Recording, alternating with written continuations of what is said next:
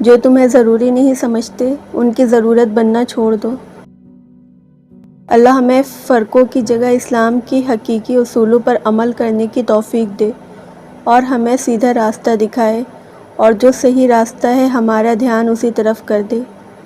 آمین یا رب العالمین۔ خطرناک وہ ہوتے ہیں جو اندر سے بدصورت ہوتے ہیں۔ چہروں کی بدصورتی کسی کو کوئی نقصان نہیں پہنچاتی۔ زندگی کی مثال ہم لڈو کے دانوں سے بھی سمجھ سکتے ہیں۔ امید ہمیشہ 6 کی ہوتی ہے، لیکن ایک بھی آئے تو چلنا ہی پڑتا ہے۔ سائے میں بیٹھی ہوئی نسل کو معلوم نہیں دھوپ کے نظر ہوئے پیڑ لگانے والے۔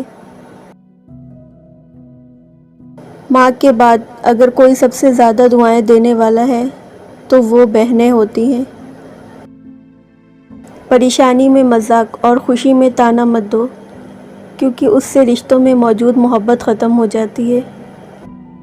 خوبصورت ہونا اچھا نہیں ہے، اچھا ہونا خوبصورت ہے۔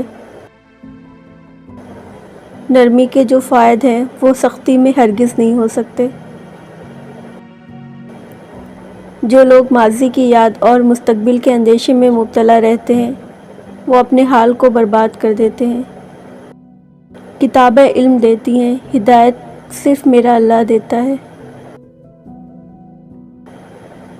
اپنے آنسو صاف کرنے کے بجائے زندگی سے ان لوگوں کو صاف کریں جو ان کا باعث ہیں۔ کسی کو منانے سے پہلے یہ دیکھ لیجئے کہ وہ ناراض ہے یا بیزار۔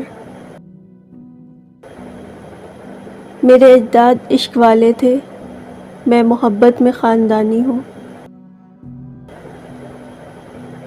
زندگی نے چہرے سب کے اتنے صاف دکھائے ہیں، اپنوں کو بھی اب میں اپنا نہیں کہتی۔ کوئی شکوہ نہیں تم سے، اگر ہو بھی تو کیا حاصل، وہی رسمی سا ایک جملہ، میری مجبوریاں سمجھو۔